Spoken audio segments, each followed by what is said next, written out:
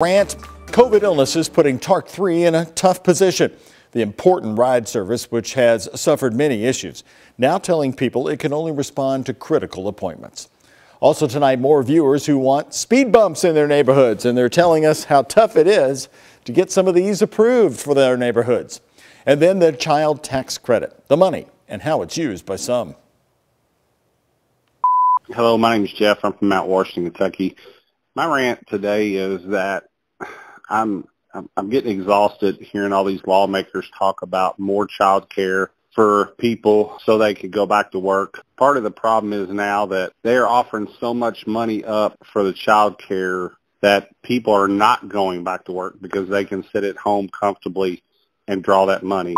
My name is Tom, and first of all, I would like to applaud WHAS for addressing the needs of those of us who depend on TARC3 for transportation. I'd like to applaud you because I really feel that though our leaders have addressed political reform and police reform, they haven't addressed reform for those of us with disabilities, and we are a part of the community as well. Yes, Doug, I'm calling about the speed bumps. I have been trying to get them in my neighborhood on my street for almost 2 years now. So I understand what the frustration is with the man that called yesterday. There has been people over here, they run the stop sign, and they go at least 50, 60 miles an hour, and it's supposed to be 25.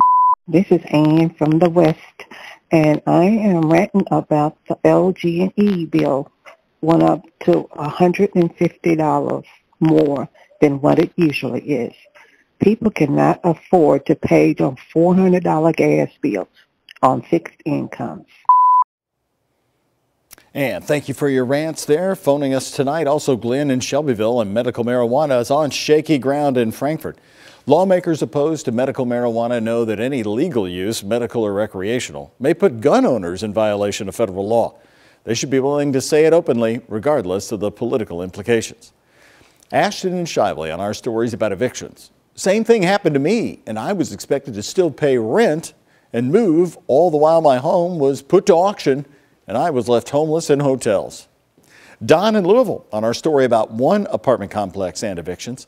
Sounds like the building's in poor condition and needs lots of repairs. These repairs can't take place while the apartment is occupied, so why is the tenant fighting the process? Move. You don't want an eviction on your record. Go ahead and move. On the death last night of Louisville's Darrell Owens, who served in local and state politics in the 80s, 90s, and 2000s, Darren in Louisville, I had the pleasure of meeting him many years ago. A true gentleman he was. Rest in heaven, sir. Thank you for your service. And Jan in New Albany has a rant about the snow. Ben Pine, don't listen to him, a.k.a. Doug Prophet. He doesn't need the snow. Well, Jan, I am excited, and from what I saw around town today with brine on the roads in many areas, we are ready for about an inch or so of snow, maybe a little more. And by the way, let's switch gears. I'm curious, what's your opinion on having kids in the classrooms right now? Should that continue, or is it time to get back to NTI? You can rant about that top story. Here's how to do it. Post a message on my Facebook page. You can find me at WHAS11Doug on Facebook. Also, you can use Twitter. I'm at WHAS11Doug. Follow me there if you like. Keep your emails coming to the rant at WHAS11.com. That's the address. I'll be listening to your calls right here tonight at 855-749-1101.